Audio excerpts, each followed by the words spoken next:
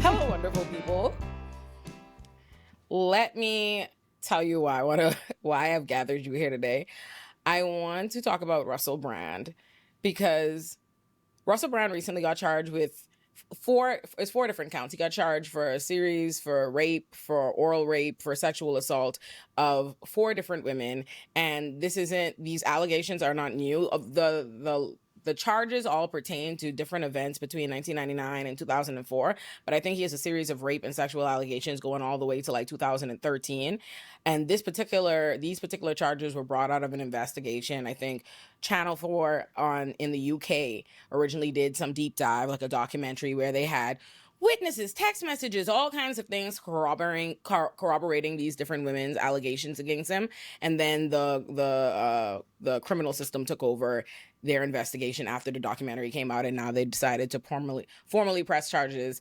And I wasn't even the least bit surprised, not even a little bit surprised, because nothing about Russell Brand is serious or trustworthy or not a right-wing grift to me. But it was interesting to me because, just a couple of years ago, I remember when Cornel West announced he was running for president on Russell Brand's show, and I said, that's fucking peculiar. Like, yeah, like in the same like in the same breath, everybody's like, this is it. Ooh, revolutionaries, look at it. I'm like, hold on. You write an op-ed to defend Ron DeSantis, then you get on Russell Brand's show, who you referred to as Brother Brand, to announce this run. And what I really want to talk about is Russell Brand's come up in the political sphere in the US. And I think I wouldn't even say like the right wing space or anything. Like I think it's a lot more nuanced, because I feel like people feel like he was a more leftist kind of figure first, and like this kind of turn happened later. But when I look at it, I see the appearance of all the things. I think we're constantly overlooking this like Bernie Bros like to right wing pipeline that keeps like appearing.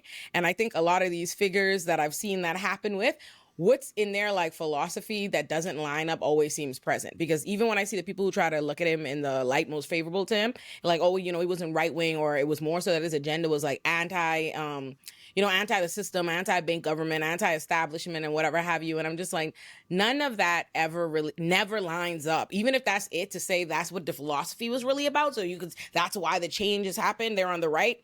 There ain't no way you could be behind a whole fascist telling me you don't believe in big government and centralized government and all these things. But I'm gonna put it to the room. What do you think, Billy? So I think my view on these types of kind of political conversions is that calling it a philosophy, I just think is too generous. I think that there is a real market right now for like ex-leftist becomes MAGA. That's like people, it's like crack to people. They love hearing that someone saw the light. You know what I mean? And you see the on the other way too, like a disaffected Republican becomes like a resistance Democrat, that sort of thing. But it always fits into like a very kind of cookie cutter um, formula. And I think that's kind of what this is. I mean, Russell Brand is a performer at the end of the day. I mean, the thing that I kind of to me sums up the integrity of Russell Brand's new political brand was I don't know if you saw a few months ago he did a show about how people were canceling the Tate brothers. You know, Andrew Tate and his brother, who were also accused of a litany of sexual crimes, including I think trafficking Yep. offenses, in Romania, and then they were able to leave and come to the States, where I believe they are now in some undisclosed location. But essentially, Russell Brand's argument was that people were being too harsh on them uh, because we needed to hear what they had to say, you know, and that was part of the marketplace of ideas. And I think that there is a real misconception that the idea of the marketplace of ideas is that you have to indulge everyone, and if not, that's cancel culture, which I think is just total bullshit. Yeah. Um, there is a distinction to be made about. I'll end with this. There is a distinction to be made between the idea of a culture of free speech and just having basic editorial judgment, and that doesn't mean you have to indulge all these crazy people, which is what he was really leaning into the last, I guess, year or so. And here we are. I want to give everyone a quick behind the scenes look into. I didn't know what we'd be talking about today, and so I'm actually I really didn't tell you we were happy. talking about Russell Brand. No, and I'm You know really what's funny? I happy just we thought you'd are be talking perfect about for this. it, and I Yeah, just assumed you yeah. read my mind when I said it. Because I have a lot of thoughts on this. Yay. First off, as a Bernie bro, I'm deeply insulted by the premise of this entire discussion, and I do not believe there is a pipeline. No, Russell Brand. If you look at his trajectory, it's really really interesting. You can track at his early days when he was going on YouTube, he was doing more left leaning stuff that was criticizing Fox News, and he called himself the Trues, as in the True News. That Hmm. was the name of his show. He went from doing that to doing really spiritual New Age guru kind of shit, which he wasn't getting any success in. Which I mean, like to varying degrees, some people are good at it. He just really wasn't, and he just realized at one point in that kind of new age stuff, he did one video on a little bit of vaccine skepticism, and that numbers, like, sorry, that video did numbers. It was just like, bam. If you look at video, the first vaccine skepticism one, like this. And so then he did a couple more new age ones after that, and then decided, well, I mean, why don't I try my foot in the vaccine skepticism stuff again? And then another one did numbers. And then you can actually really chart the pathway of how his mind started to go down the algorithmic rabbit hole of this is what people want to see. This is what people are really into my content for. And that got him more and more into these circles of dealing with right-wing reactionaries and a lot more people who are, you know, some of them are kind of on the quasi I'm center, maybe center right. I'm, you know, a Jesse Singal. I'm not transphobic, but I will write a whole bunch of articles that only talk to G transitioners kind of stuff. And then also start going into the more fringe right-wing creator sphere. And he's been on that rabbit hole ever since. In terms of his accusations, I mean, they're horrifying. I think they're pretty well researched. When those two documentaries came out, one of them had actually shown that I believe one of the women who came forward when she was sexually or allegedly sexually assaulted by Russell Brand, she went into a clinic, and there's a record of that as well. And I think a lot of people at the time, like, he did this whole song and dance where he was like, all these accusations are because I give you real information on the deep state, and I'm the only one who tells the truth, and they're trying to silence me. And I was like, nothing that motherfucker, can I swear? Nothing that Yeah. motherfucker was saying was anything you can't hear from Joe Rogan, like verbatim, or anything you can't hear from Jimmy Dore. You can hear the exact same things they say every other day on those shows. So it has nothing to do with him telling the truth, the deep state. He didn't even get canceled. He got demonetized on YouTube, I think, for like 2 weeks or something, and then that was it. And then he's got that rumble trajectory you can take afterwards, right? There's no cancel culture anymore. I do, right. I do think there is something obviously advantageous about aligning yourself with, like, switching your platform to a more conspiracy oriented and like attracting that kind of audience. Because by the time you have something happen like what's happened now, the charges and allegations, the audience that you have already spent years convincing them, like psychologically conditioning them to not trust any of these outlets and to believe and to see him as like a harbinger of that truth. So like, of course, these systems that you can't trust are going to go after him, which is why it's like in his immediate video statement, he says as much. He starts off with, oh, we're fortunate to be living in this time where people are suspicious of the British government. Oh, I ask how you feel about the government, these other things they're not reporting, they're not prosecuting, but they're going after me. And it's so it's funny because in that video he says, you know, I hope you can look into my eyes and know that I'm not a rapist. Like I was a drug addict, a sex addict, and an insane person. But one thing I never was a rapist. And I wouldn't even give Russell Brand I wouldn't even give him the benefit of the doubt to say like, oh, all these litany of crimes that he's been accused of for decades, from 1999 to 2013, all happened under the influence. But let's just say, like, even in the world, the light most looking at it most favorable, does it even make sense in the same breath that you would tell me that you were an absolute fucking drug addict? You were a drug addict, a sex addict, insane. And I know that era of how that looked of you. You know what I mean? And you were trained to so confidently say, oh, but one thing I'm not, like I was, like you were there, drugged out, insane, out of your mind with integrity, there with principles, like, like there's one thing I am not. It's a rapist. I can say, I'm like, it's just the audacity on it is crazy, but it's just so interesting to watch him so confidently know, like, I will be unaffected by this because the people who bought into him now, big as he is, these things are not new. It's not new information. All this information has been out in the period of time that they already are fans of him. Yeah, and that's why I mentioned the Andrew Tate thing. I mean, I feel like if that's who you're if your character judgment leads you to believe that they have worthy things to say. I think that says something. I mean, of course, he still deserves due process in court, and he'll get it. Um, but clearly, he doesn't have the best judgment when it comes to evaluating, who actually has principles, as you said. I think that's a good example of how a lot of these alleged sexual offending pedophiles have solidarity with each other too, because they all seem to speak out.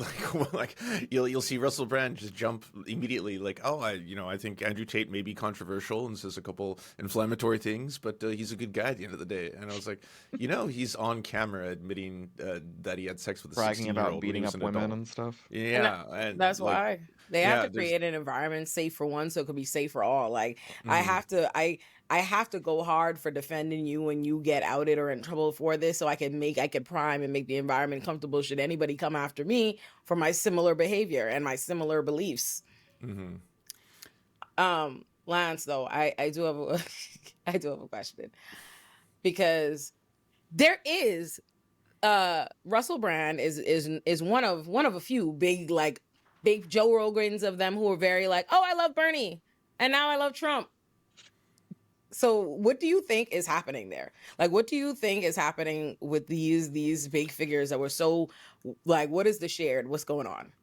I agree with Billy's earlier assessment that Russell Brand is first and foremost an entertainer, and that's, like I said, his trajectory. I think you can track a lot more with the fact that people started watching his content more when it was more conspiratorial and anti-vax, and he went down that pipeline. But I think to your bigger question, why was there a lot of people who say voted for AOC and Trump? That's kind of at the core of it, right? Yeah. And I think in both cases, there's a percentage of the voting public who see both candidates as outsiders. And Bernie Sanders and Donald Trump are both seen as outsiders for completely different reasons, I'll grant you. And it doesn't make any sense if I was to look at it on paper, as someone who aligns closer to a lot of the things that Bernie stands for and despises and reviles almost everything that Donald Trump stands for.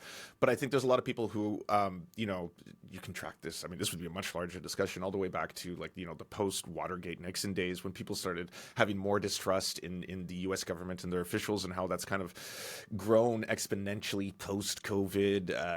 Vaccine conspiracies / is the government trying to control us, birthed this entire wave of people, both here and in Canada. We have a huge anti-vax movement too. I think there's a lot of people who are looking for people who are not deeply entrenched politicians, and some people see that in both those candidates, right? They see that less in both of them now, because Bernie Sanders was pretty heavily handed with Joe Biden's administration, and Donald Trump is now crashing the U.S. economy for memes. But in both cases, I think that's pretty much the reason why. More than I think Russell Brand specifically was one of those people who had his own political journey. I think he's more a grifter than anything else. I mean, he's a fake Christian now. Yeah. Like he's doing the whole come to Jesus stuff, right? And then it's like, well, I mean, I don't know if he does go to prison, is he still going to be praying to Jesus in a cell? Is he still going to be baptizing people? I don't know. I mean, that's for the Lord to know, not me. I guess the thing that always confuses me is I have a hard time believing anybody genuinely believes that Donald Trump is anti-establishment or he is an outsider. Like to frame Donald Trump in these the little guy, the underdog, is just so fucking ludicrous. It was ludicrous when I understand in 2016 not taking him seriously. I do get that. When he first emerged into the race, I saw him as I remember everybody just calling him issue candidate or whatever have you, right? Like I understand, mistakenly not taking him seriously or something. But what I don't understand is just for all of the obvious, this is a man who was a former president. This is somebody who's turned the Republican Party into a cult.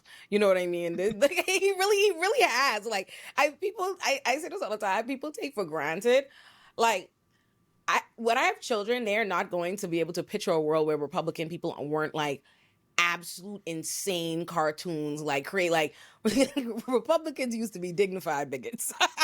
they used to keep it cute. They used to do things orderly. They used to do shit by the machine.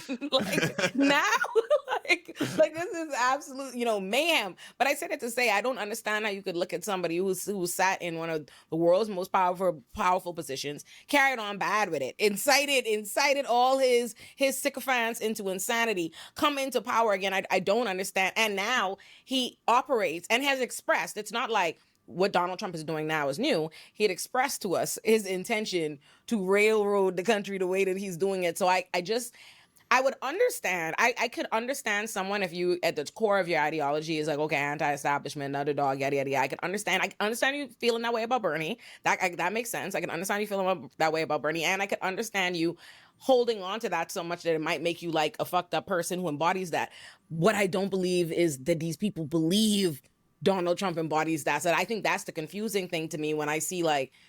Because you're Whenever not the people target expect me to market. believe, because people will use like the fact that these people liked Bernie to like run cover for them in the present day. Like when people talk about, oh, how right wing they are and what they're obviously doing with Donald Trump and all these people and pushing, it's like, but they love Bernie. So you know what I mean? Obviously that means that there's something populist and being done right over here.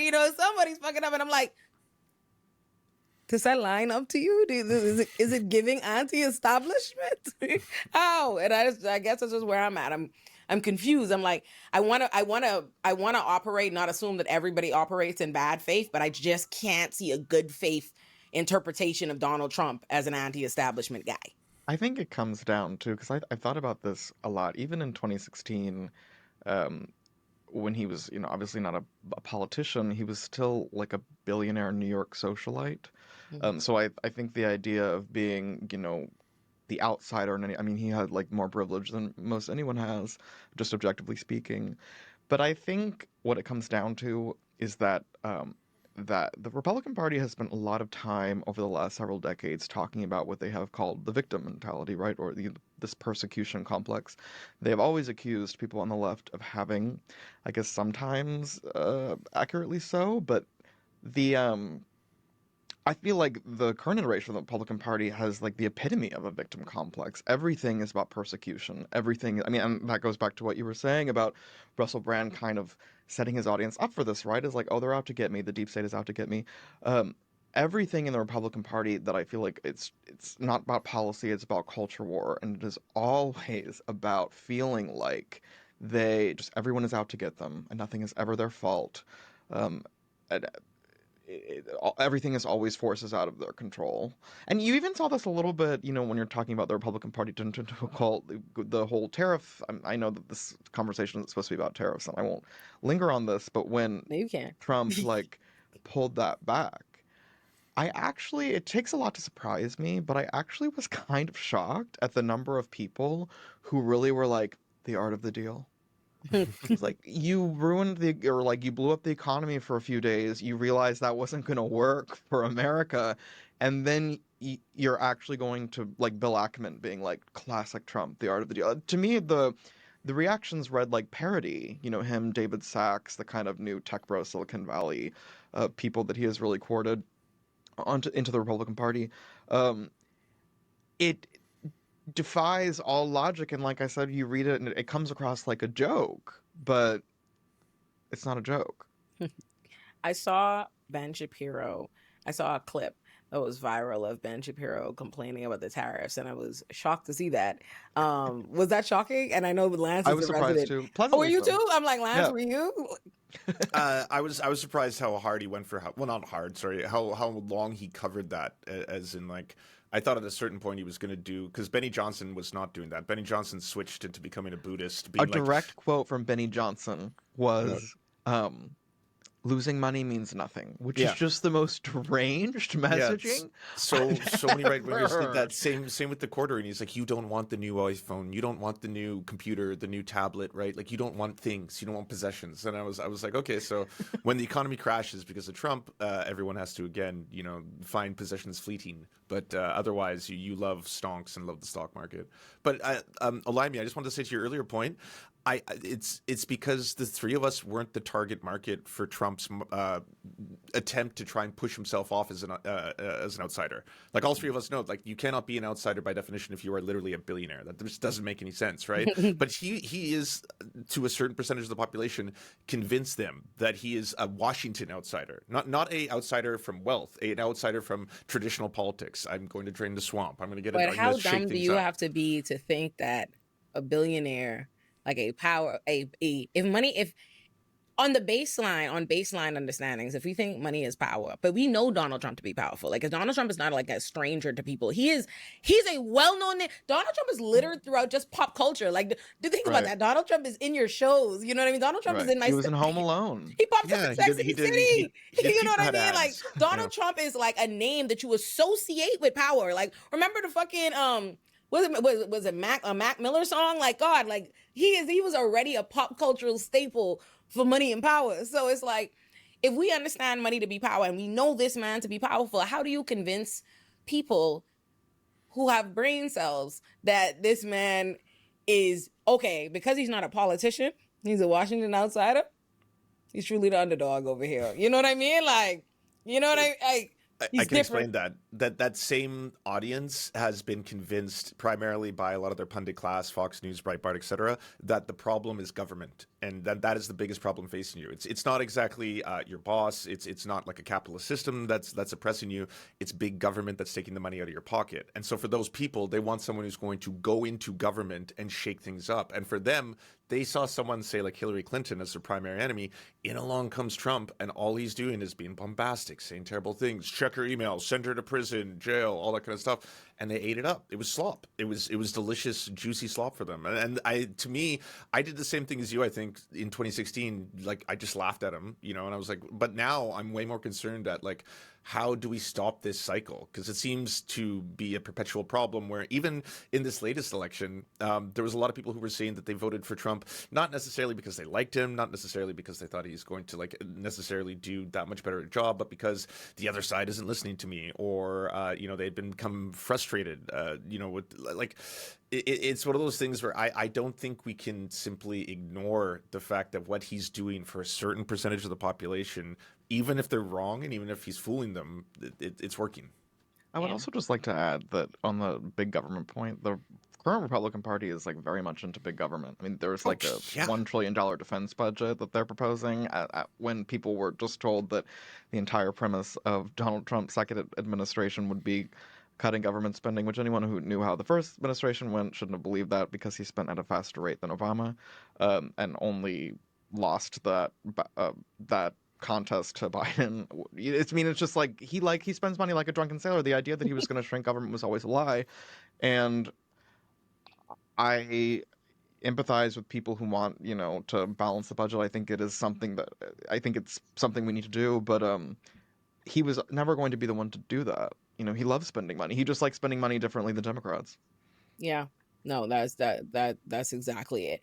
I think that's exactly it. I think I feel gaslit by not just like, I honestly don't truly feel gaslit by the modern Republican Party. I actually feel like the modern Republican Party tell you and show you exactly what they are in a loud, despicable, performative way, because they like that and they like the reaction and it galvanizes their base. So I don't feel JD Vance like epitomizes that. He's just out here being awful to everyone. I forgot what he looks like.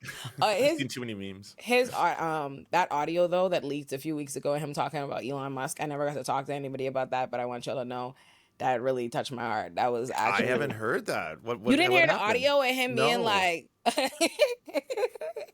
he was basically like, fuck Elon, he fucking up everything. No one elected him. Y'all didn't hear this audio? I haven't heard it. Y'all missed this? Oh, I gotta find later. this. It was like an audio that leaked of like JD Vance having some conversation with somebody where he made it clear he can't fucking stand Elon Musk. Because when you think about it, right? First of all, Elon, no one can convince me that Elon Musk is not the president of the United States of America, right? Donald Trump is.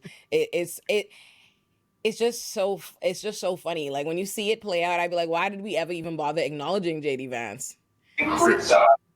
Yeah, and he says that he's helping, and he's not. He's making us look bad.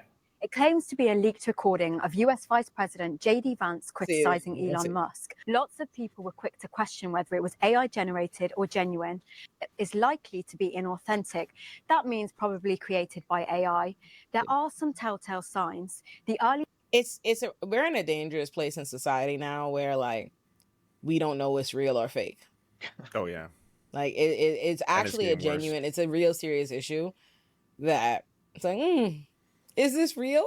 And the funny thing about, again, like I said, the modern Republican Party is so crazy and caricature. Like, there's nothing in a normal world nothing about that, like nothing about that audio note would even be crazy in comparison to what Republicans are on Twitter saying and showing you whatever. So like, why would you think they need to make that up? They say crazier shit in the open. Like, I actually heard Tucker Carlson tell Eric Adams that I need to go keep the homeless drug addicts in my house.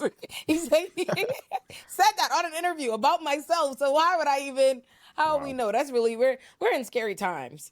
We're truly in scary times. But anyway, so what I was saying, Elon Musk is the president. Where is I going about Elon? Why did I start talking about him? Was I just talking about people I hate, and I decided Elon Musk definitely needed to be covered. I'm like, talking about Russell Brand, Elon seems right. Russell Brand, Donald Trump, Elon Musk, 3 people I really fucking hate. But Elon Musk is. My little sister told me years and years and years ago that Elon Musk was pure evil, like long before it would be relevant, like long before. I was like, why do you hate this random guy? Like, she really fucking hated Elon Musk. And then he took over Twitter, and I knew he had an evil agenda. I said as much like, oh, he's taking off Twitter.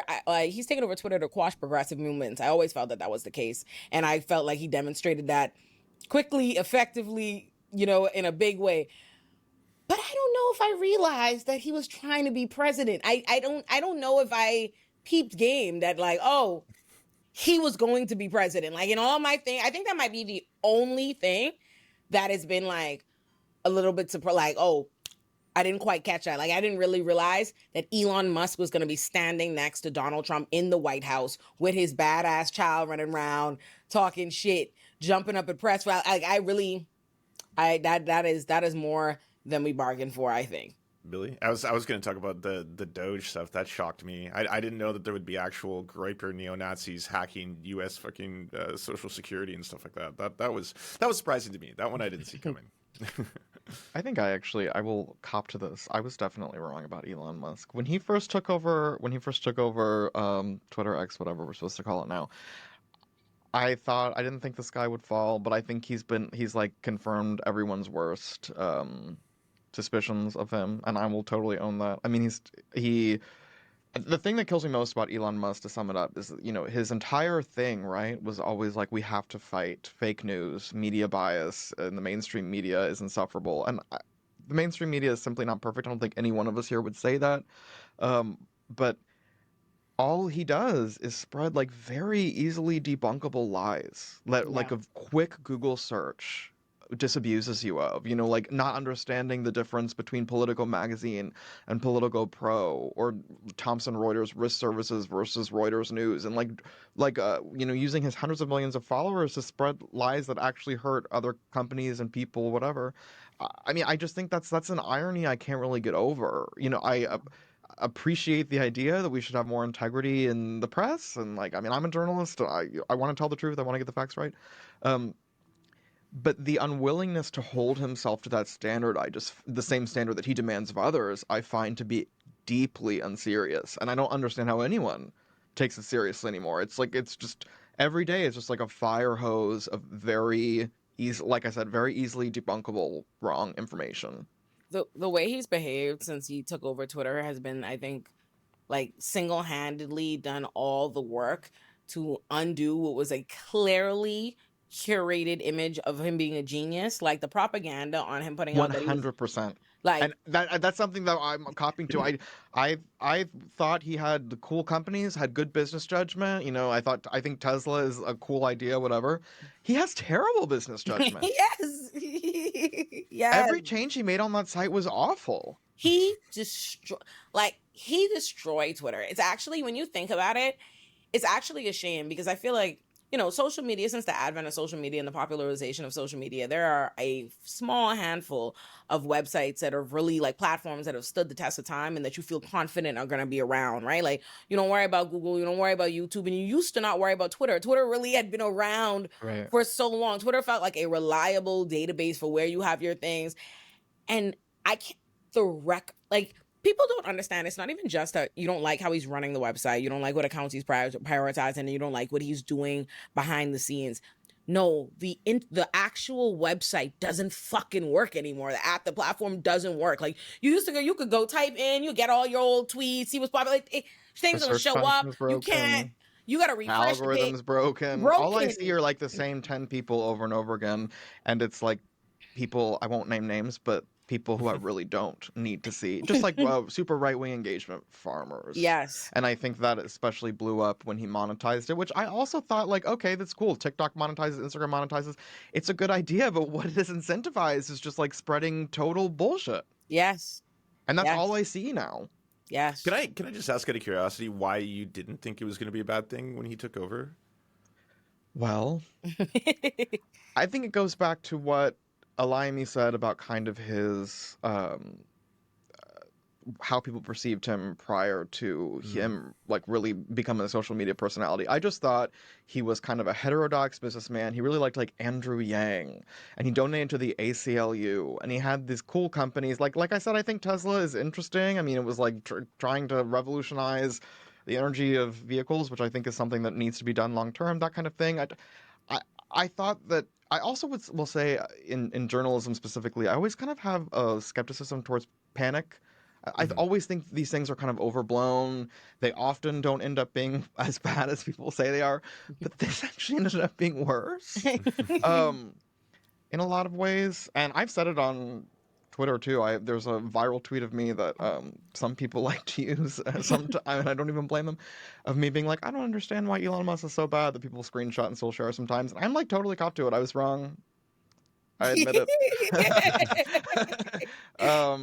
It'd be like that sometimes. Like I do get that. The internet. I just put out a short video on my channel, Illuminati Bites, about Jonathan Majors, and I was talking about the redemption tour on that, and I'm like, I'm an abolitionist, I'm a criminal defense attorney, so I'm always I don't like carceral feminism, I don't like all these different things. So I'm always somebody who is skeptical, and whenever the moment the first headline just hits the internet that someone was arrested or accused of abuse, and then immediately a mob forms in seconds, and that mob is like, this evil motherfucker was always evil, kill him, put him into the jail, I don't want to hear shit from him no more, fire him, take their job. I'd be like, let's just wait, Right. presumption of innocence, because I'm concerned more in terms of the long-term implications of what happens in a society where there's nobody that has a mentality that's good for a jury. You know what I mean? Like, that being said, that didn't go well. Jonathan Majors ain't handle that well. Like, ooh, you did that. So I similarly had to say, yeah, they kicked my fucking back in that night. And don't get me wrong, I still think it was some bullshit on my back got kicked in, but I earned that one. He definitely. No, I actually remember your defense of him, which was never really a defense of him. It was just like we can't take the government's narrative at face value up front. And it's a that's very actually reasonable. right. That's why I always feel like I have more in common with people on the left than people on the right, because I mean, especially like the Republican Party for many years, right, has always said, oh, limited government, we don't take the government's word, whatever, and that's like proven to be extremely untrue. Yeah. And I have a lot of respect for people who will, because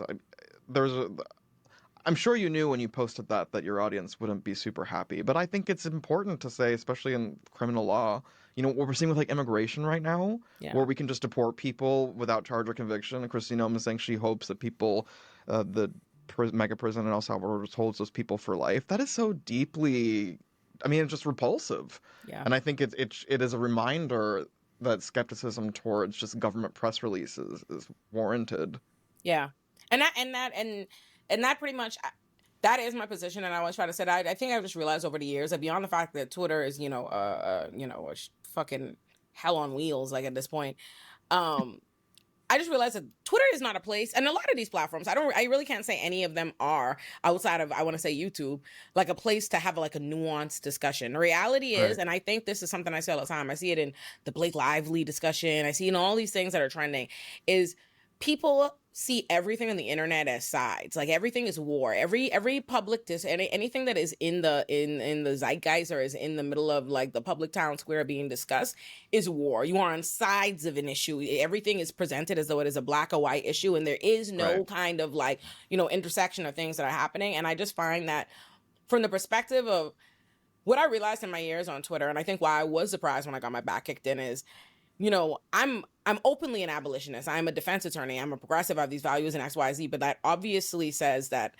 like that necessitates a certain level of skepticism, a certain unwillingness to like jump into these kinds of mobs or whatever. And I assume that my audience that knows my views or whatever, like understand that, get that, and that have co-signed these ideas in theory, you know what I mean, when I'm expressing them, when they're not attached to like a case that they're like emotional about or passionate about. I assume like, oh, they'll understand that. Not on Twitter, because Twitter isn't built for that. You know what I mean? Twitter is built for like, for something concise, you know what I mean? A strong opinion that is concise, that somebody else can say what's missing from it, so they can fucking ratio you. You know what I mean? That's what Twitter is. Like that is, it's a competition in that way, versus there are things that I feel like you can't have those discussions. Like most of what we're discussing here couldn't be had as a civil conversation on Twitter. Like not even with each other. Oh, like not if at one said it all. the way No, it would be a quote tweet fight. You think it's beefing or whatever, versus like here I'd be is pulling like up old quotes already. I'd be looking up that Billy, I like Elon Musk quote, and I'd be plastering that all over the place. exactly, versus Well, no, I- to put a pin in this point, I tweeted something a couple of weeks ago about just how like disturbing it is that all these people were deported to a prison without due process. And a right-wing commentator on Fox News, who I will not name, quote tweeted it and basically was like, "So you like child rapists?" And it's like the epitome of the trend you're talking about, right? Where it's like, I don't like, no, I don't defend due process because I love child rapists. I defend it because I just don't take the government's word at face value. It's like the people extract the most like bad faith interpretation they can because that's what travels. It's very that's you like unproductive. pancakes means you hate waffles, that's kind of thing. exactly how Yes, I love that screenshot. It's perfect.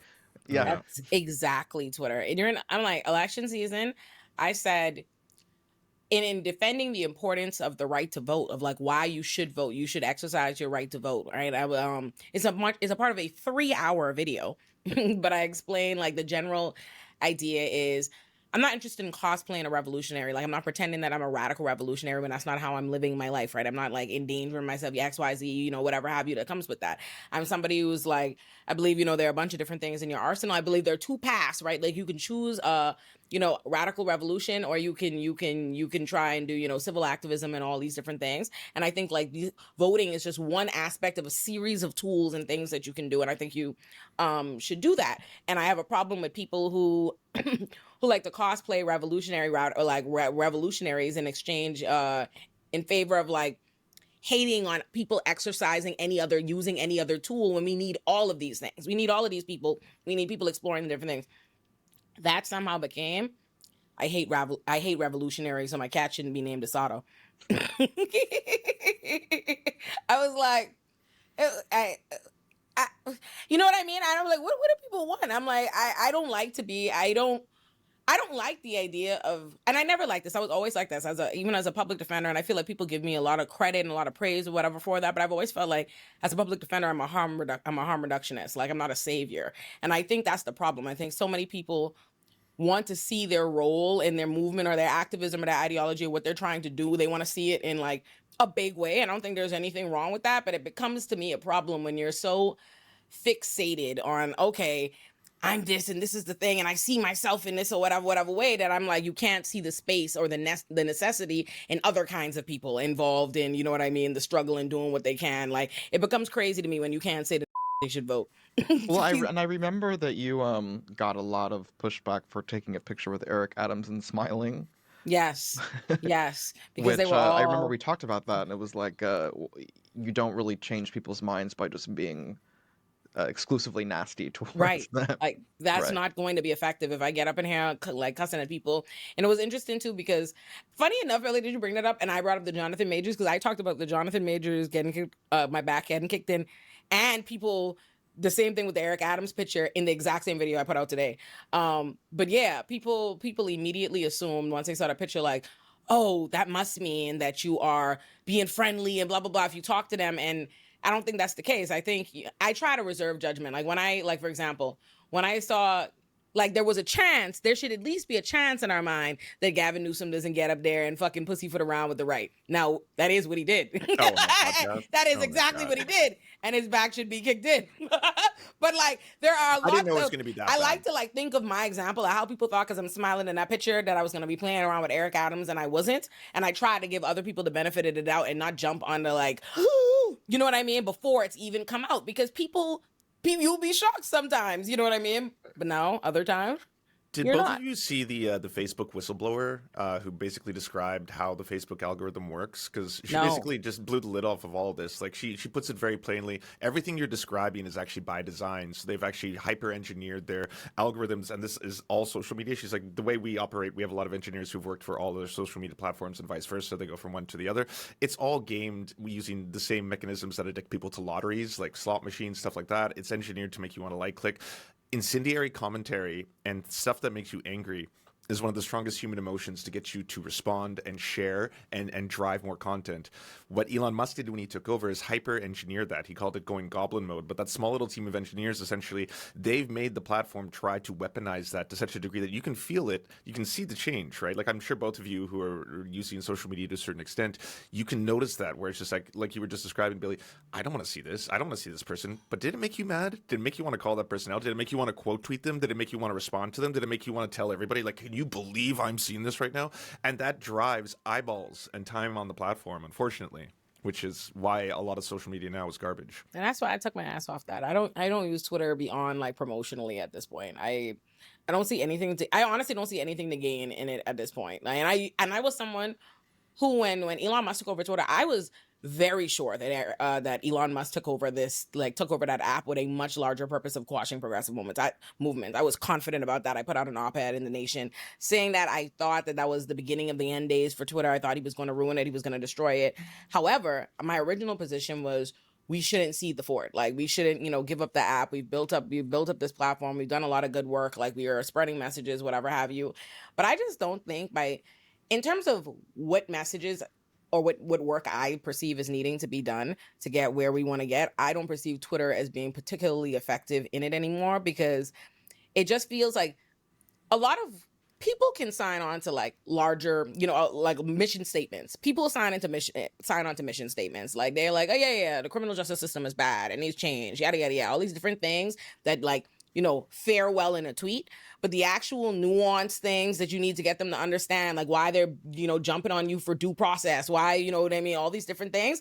Twitter is just not a place for that. And I feel like for me, I don't feel like I have anything to gain. Like it feels hard to get anybody new, like to be really educating anybody new or really bringing people onto a side on Twitter and those apps anymore because there isn't really a space for like discussion and learning. It's a dunk fest and everybody's angry, everybody's this, and it's intentionally engineered that way. So I just don't see it as effective. Like if I know for a fact that I could have the same, like just in terms of even too, just as an audience, a user, Twitter, these apps change how you interact with them. You think differently on that app. You know what I mean? Like your first inclination, you're looking for like, you know what I mean? You search. That's how you search Twitter like this. That's definitely a thing. That's definitely a thing. Exactly. Versus, I know, like you're much more likely if you sit down and watch an hour-long video with me. There are a bunch of people I'm sure who are gonna like Billy on this video that'll be jumping down Billy's neck on Twitter. They'll be like, "Oh my god, why do I like you on here?" Although I will say, under this administration, they'd probably like me a lot more than. I mean, I feel one of the reasons to that point. I feel like one of the reasons I have stayed on Twitter is because I want someone or more people to be like louder about how disgusting a lot of this is. Like, yeah, dropping all these principles that all these Republicans said they had 30 seconds ago. I find it really repulsive. I know that word is like I mean that word literally. I think it's very dire that like an existential crisis that we just sent hundreds of people to a prison, maybe for life, without a trial. I mean, that's so Yeah. deeply un-American. And Yeah. I do arresting them want for these Fox speech, News... too. Say again? Like, that's and arresting them for speech as well. That's the other one that I find horrifying, where there is actual like green card holders who have been Oh, yeah. Oh, my Palestinian God, the woman who protesters. wrote the Yeah, op-ed. yeah, Like, that yeah, is so... yeah. I mean, talk It's about very someone... fascistic. Donald Trump literally ran his stupid campaign on free speech. I mean, the entire point of free speech is that you defend that principle even when the ideas disgust you. And anyone who's read her op-ed would know it's, like, very benign and didn't even say anything all that controversial. But all of it is just so hypocritical, and I want that out there, I guess. I mean, whether or not it's making any difference to your what you said, Olay, I mean, it probably isn't, but maybe it just helps me sleep better at night. I don't know.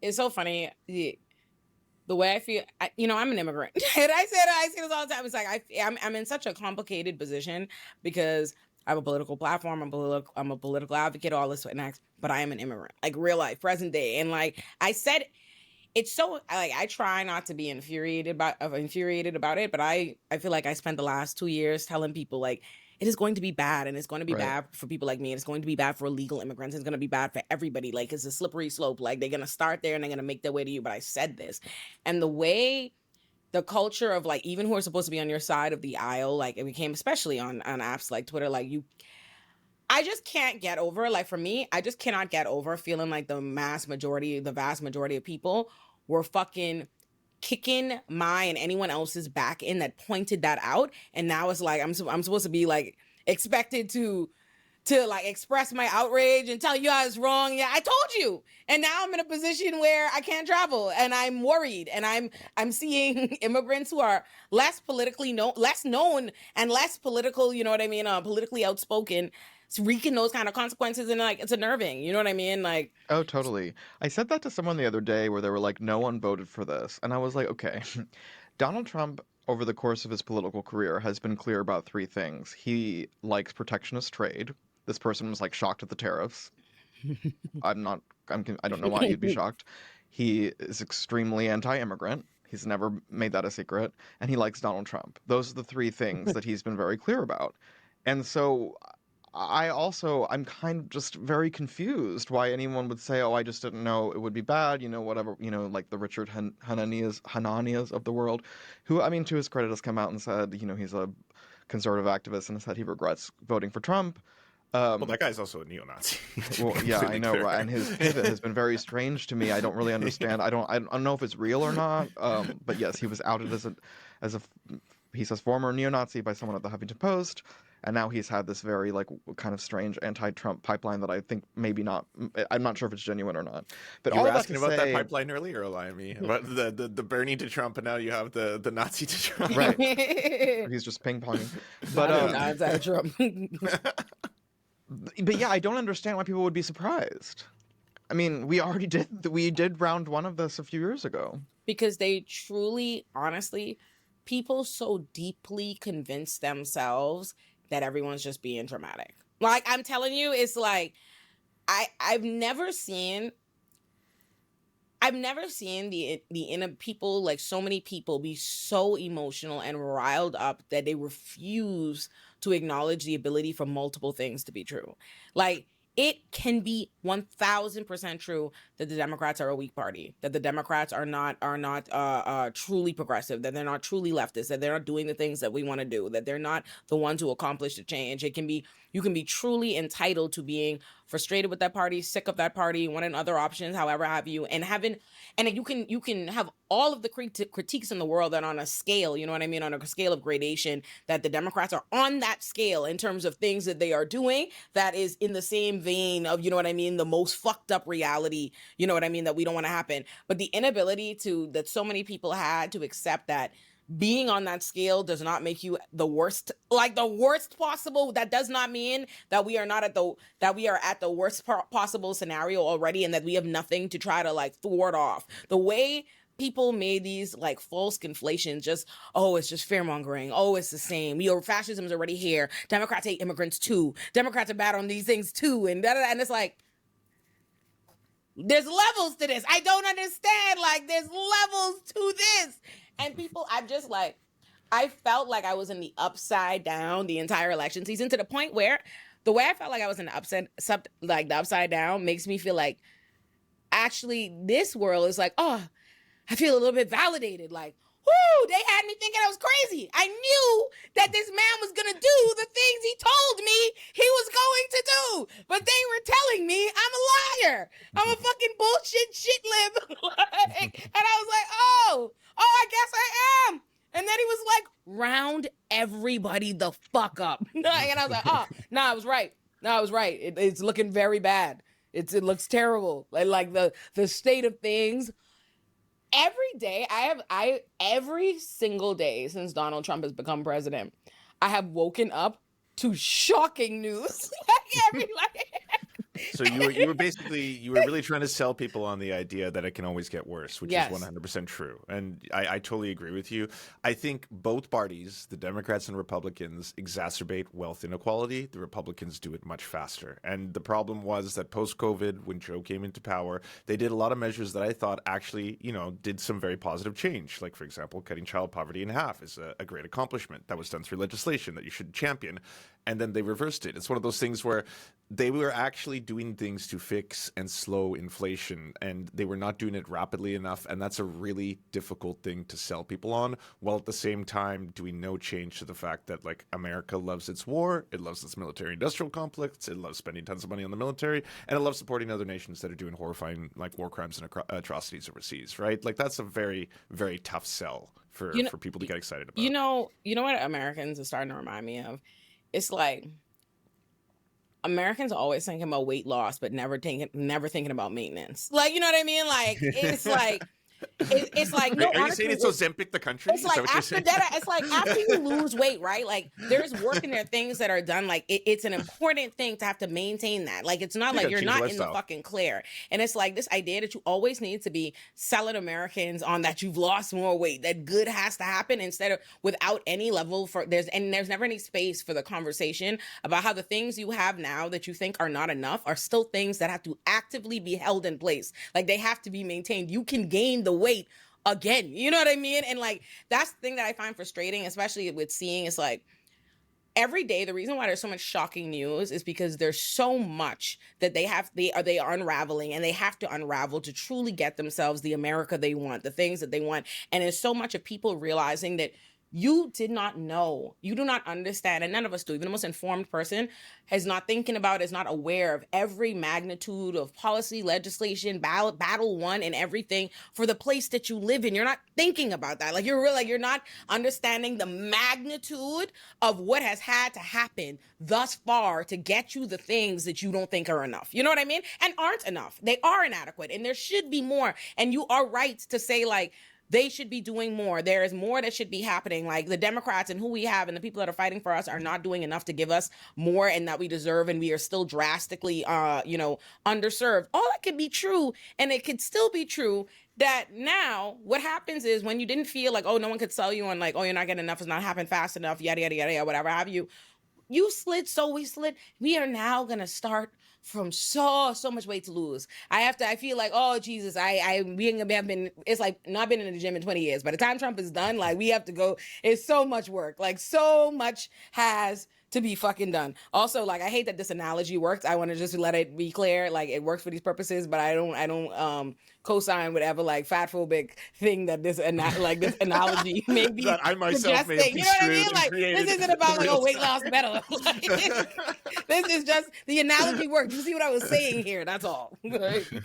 Billy, did you have anything? Because I was going to put a pin in the fact that I did want to bring up that I think people take credit for, or at least the problem is sometimes people assume that a lot of the stuff that is good that you're mentioning came as a direct result of simply the Democrats existing, when some of those aspects, multiple things can be true at once, some of those aspects came from a lot of civil rights movements, including like the LGBTQ plus movement that the Democrats for a long time were in opposition to. Yeah, most of them. And then all of a sudden they start to absorb it, as do companies, right? They start doing rainbow washing, and all of a sudden when we get a problem like Trump coming in, all of a sudden all these companies are like, oh, we're dropping DEI, we're dropping LGBTQ plus support, we're doing all this kind of stuff in real time. It's because those companies don't give two fucks about these issues. These issues and the reason people supported them came up for the first time because people were fighting and dying for them, right?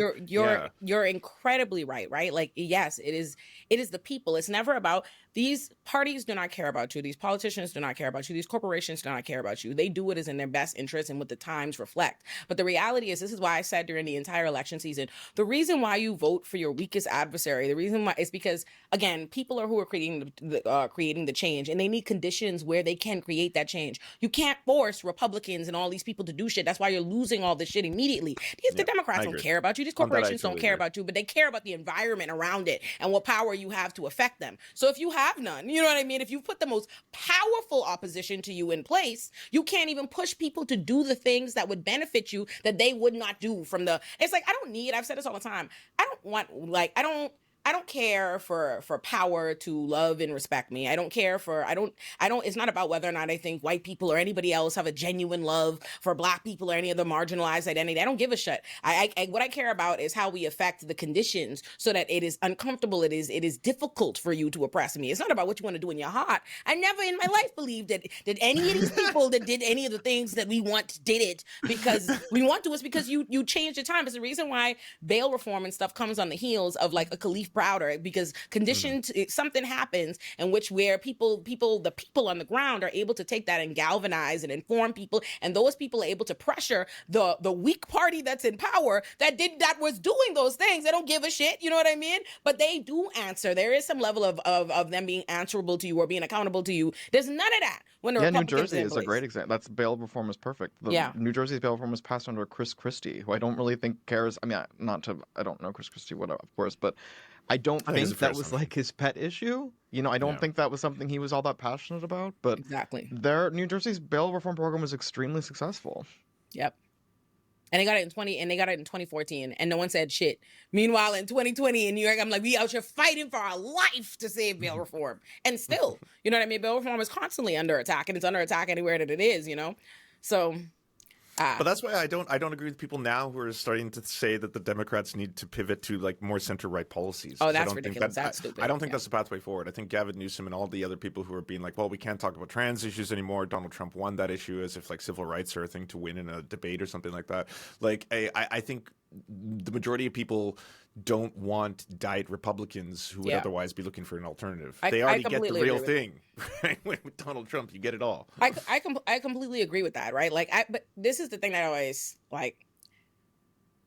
The problem with having like the Democrats are not genuine, right? Whatever, they don't care about you. Like, they're not like genuinely invested in your issues, right? So they're gonna move with the tides, and that's why it's important to not let the tides move so right. You know what I mean? Because they're gonna move over there, even though, and if they're not moving over there because it's more effective, right? Like, because it doesn't make any sense. Like to me, there's no logical reason why, you know, their takeaway would be, oh, we should move far right now, right? Like, no, people are outraged. You should become a strong opposition. But I knew that they weren't going to do that. I understand, like, that's not what's going to happen. And that's how do I put what it is that I think is the problem, right? It's like, oh, I understand. The problem with saying like, oh, we're not going to fight on trans issues, we're not going to fight on all these different things, is because you never did. Like, that's the thing. That's the thing that's really the issue. And the reason why they're okay with moving to the right on those issues is because they're to the right on those issues. Like, they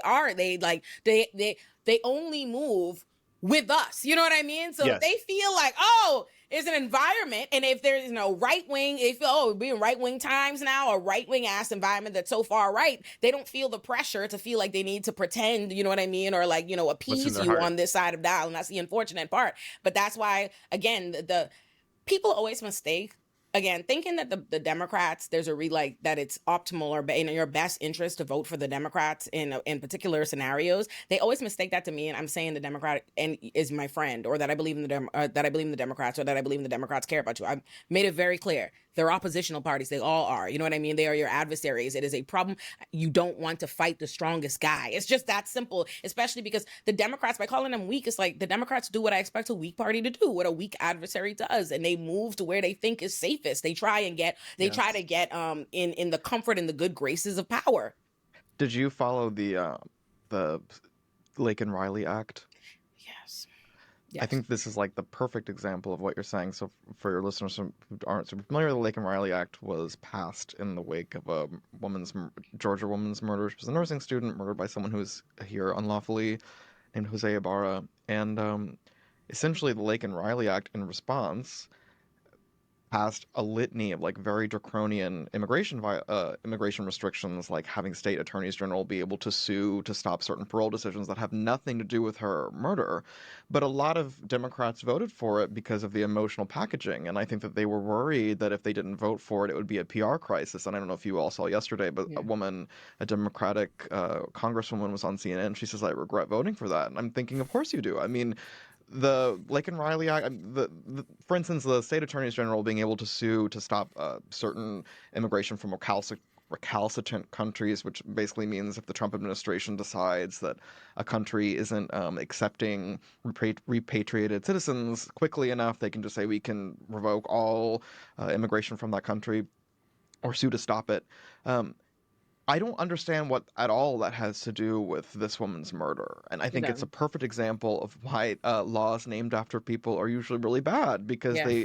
they pass all these terrible regulations under the guise of this emotional packaging that people feel obligated to go along with, or they'll be, pilloried in public. Richie Torres, for instance, I wrote a piece about this and he said, well, I didn't support this bill, but I voted for it because I thought if I didn't, it would make Democrats look out of touch. As if the job of any party is to worry about bad optics over bad laws, which just doesn't make any sense to me at all. They're very much so like that. Like I've seen there's a Democrat that I'll leave their name out of it, but I remember speaking to them about Rikers, like getting on the phone with them, and there are people whatever trying to convince them like, okay, what's going on with the issue with Rikers, yada yada yada, like, and not even trying to get them to do anything, like take a visit to Rikers, go look at Rikers, and they were like, yeah, I hear you, but I'm scared of being on the bad side of Eric Adams. Like I'm scared of like publicly how to look. You know what I mean? And I realize then so many of them are like that. And the unfortunate fucked up part isn't even just that they're like that, which it is. Like the level of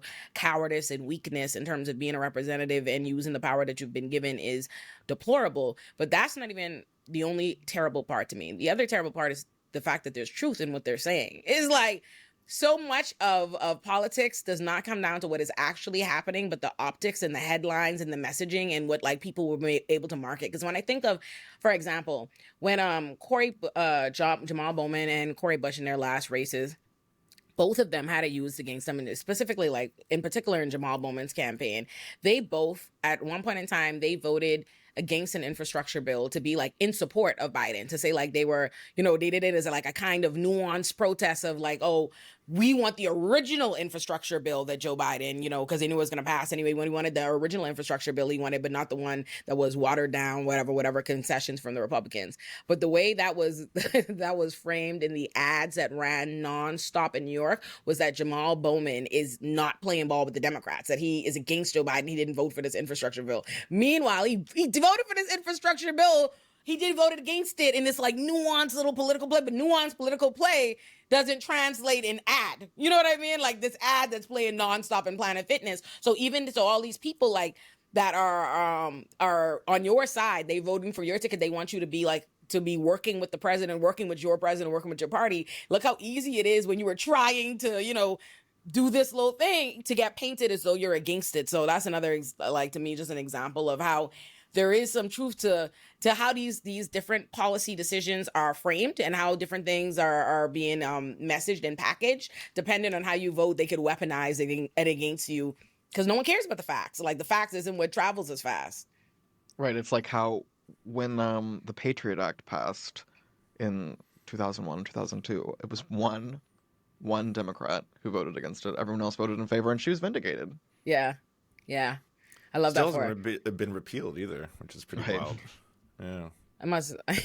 I know she was like at home really like think about how long she had to be like in the gallows by herself. Like